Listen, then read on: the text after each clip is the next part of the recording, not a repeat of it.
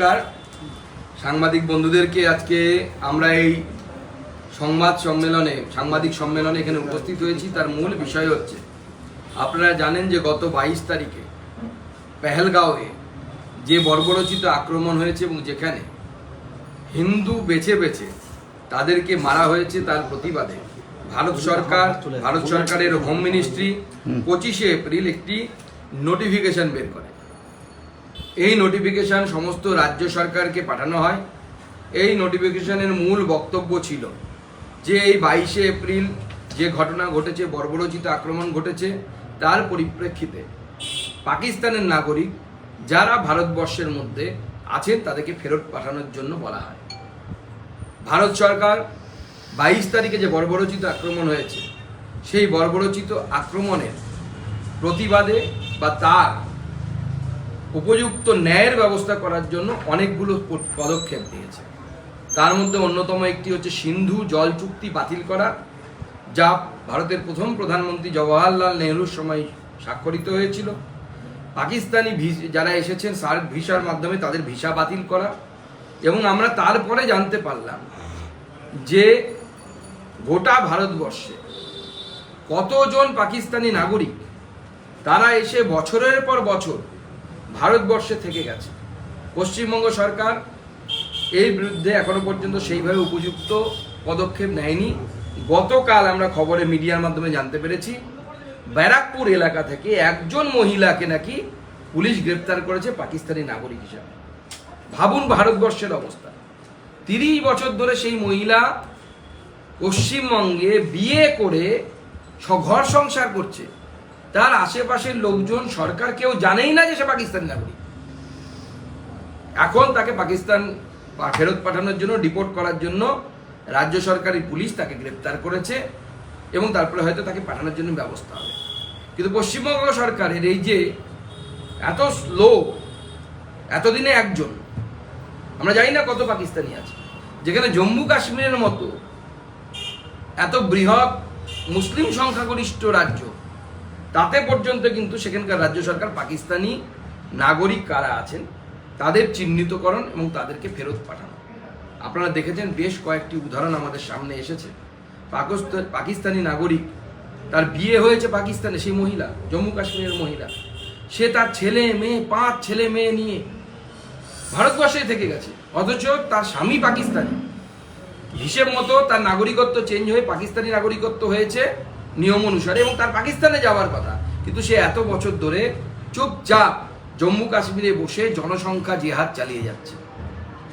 জনসংখ্যা বাড়িয়ে যাচ্ছে, 5টা 6টা করে ছেলে মেয়ে নিয়েছে, তারা আবার বিয়ে থা করেছে, তাদের ছেলে মেয়ে হয়েছে, এবং তারা এই ভারত সরকারের সমস্ত সুযোগ সুবিধে, ভোটার কার্ড, আধার কার্ড, বিনা পয়সায় চাল, সমস্ত সুযোগ সুবিধে ভারত সরকারের আমার ট্যাক্সের টাকা, তাদের টাকা এই পাকিস্তানিরা বছরের পর বছর প্রতিপালিত হচ্ছে। আমরা এই প্রতিবাদে, অর্থাৎ সমস্ত পাকিস্তানিদেরকে ভারতবর্ষ থেকে তাড়াতে হবে। খোঁজো এবং ধরো এবং তারপরে ফেরত পাঠাও, এই 3টে আমাদের দাবি। অর্থাৎ খুঁজে বের করো কোথায় পাকিস্তানি আছে, পাকিস্তানি নাগরিক আছে, তাদেরকে ধরা হোক এবং তাদেরকে ফেরত পাঠানো হোক।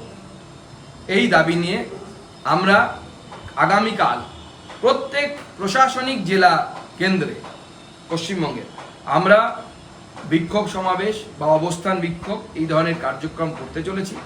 দক্ষিণ দিনাজপুর জেলাতেও আমাদের জেলা সভাপতি স্বরূপ চৌধুরীর নেতৃত্বে ডিএম অফিসের সামনে আগামীকাল লাগাতার ধর্ণা হবে, আগামীকাল একদিনের জন্য, এবং সেই ধর্ণার পর আমরা ডিএমকে ডেপুটেশন দেব এবং ডিএমকে অনুরোধ করব যে তারা যেন রাষ্ট্রপতির কাছে সেই ডেপুটেশন পাঠায়, মুখ্যমন্ত্রীর কাছে সেই ডেপুটেশন পাঠান, যাতে পশ্চিমবঙ্গে বসবাসকারী এইভাবে লুকিয়ে যে সমস্ত পাকিস্তানিরা বসবাস করছে, সেই সমস্ত পাকিস্তানিদেরকে চিহ্নিতকরণ করে তাদেরকে ধরে তারপরে তাদেরকে তাদের দেশে অর্থাৎ পাকিস্তানে পাঠানোর জন্য ব্যবস্থা হয়।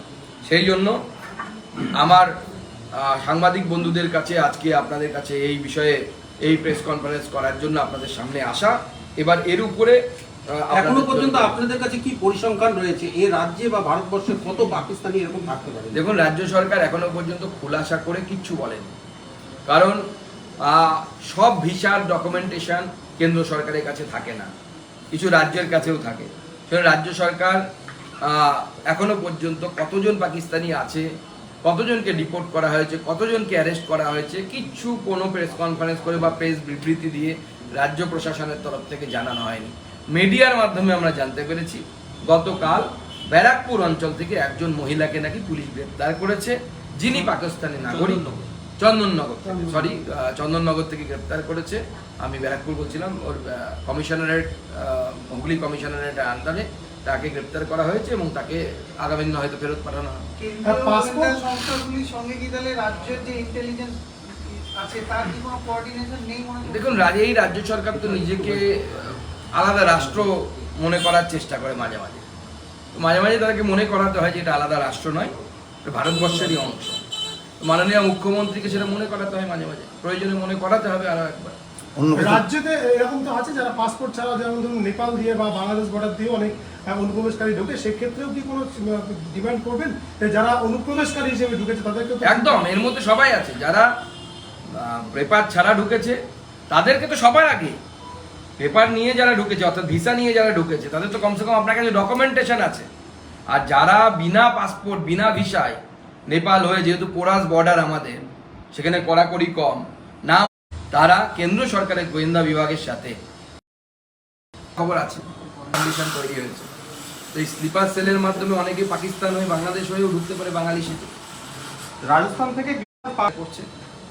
আমি মাননীয় গৃহমন্ত্রীর জির যে মন্ত্রণালয়, সেই অফিসের সাথে ক্রমাগত যোগাযোগ রাখছি এবং যোগাযোগ রেখে আমরা চেষ্টা করছি পুনম সরকার ফেরত আনার জন্য।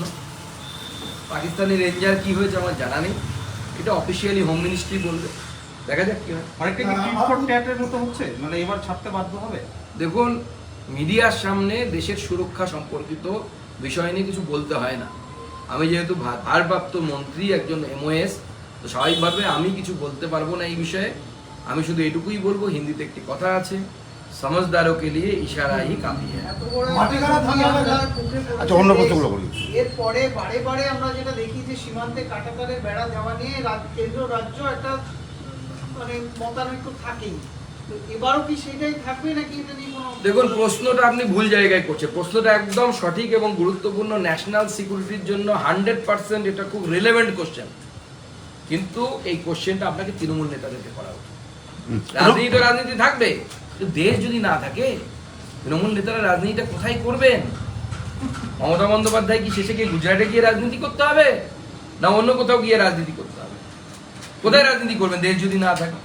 তো সেই জন্য সীমান্ত নিয়ে মাননীয় গৃহমন্ত্রী হাউসে দাঁড়িয়ে বলেছেন, হাউসে দাঁড়িয়ে জানেন যে যদি কোনো তথ্য বলা হয় সেটা বিরোধী পক্ষ যদি মেনে না নেয়, তাহলে নিয়ম আছে বিরোধী পক্ষ থেকে দাঁড়িয়ে বলবে মাননীয় গৃহমন্ত্রী বা যে এই বলুক না কেন সেই তথ্য দেয় যে এটাকে অথেন্টিকেট করুন, অর্থাৎ এই তথ্যের সত্যতা আপনি প্রমাণ করুন। বিরোধী পক্ষ কেউ করেনি, অতএব গৃহমন্ত্রী যা বলেছে সেটা সঠিক বলেছেন। 400 কিলোমিটারের বেশি, গোটা পূর্ব ভারতে 600 কিলোমিটার ফাঁকা সীমান্ত আছে, 450 কিলোমিটার এই বাংলাতে। বাকি যেটা আছে সেটা পাহাড় আছে, নদী আছে, দেয়া সম্ভব না। বাদ বাকি সব জায়গায় হয়ে গেছে, সব রাজ্যে হয়ে গেছে, কোনো রাজ্যে কোনো বিরোধিতা নেই। শুধুমাত্র পশ্চিমবঙ্গে মাননীয় মুখ্যমন্ত্রী নিজের ভোট ব্যাংকের স্বার্থে পশ্চিমবঙ্গের ডেমোগ্রাফিকে পরিবর্তন করার জন্য এই প্রচেষ্টা চালিয়ে যাচ্ছেন, এই সীমান্তে জমি দিচ্ছেন না।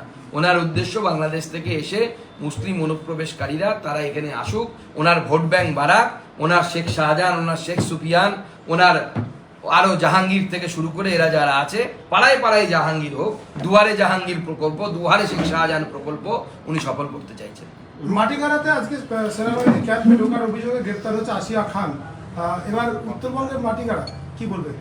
না দেখুন, উত্তরবঙ্গের মাটিগাড়া এবং শিলিগুড়ি করিডর, মাটিগাড়াটা শিলিগুড়ি করিডরের মধ্যে একটা পার্ট, তো স্বাভাবিকভাবে এই এলাকা অত্যন্ত সেন্সিটিভ, দেশের স্বার্থের সাথে জড়িত। BSF ক্যাম্পে কেন বা সেনা ছাউনিতে কেন ঢুকতে গেছিল, তার গ্রেপ্তার হয়েছে, তার তদন্ত হবে আগামী দিনে, সেটা বেরোবে, সকলের সামনে আসবে।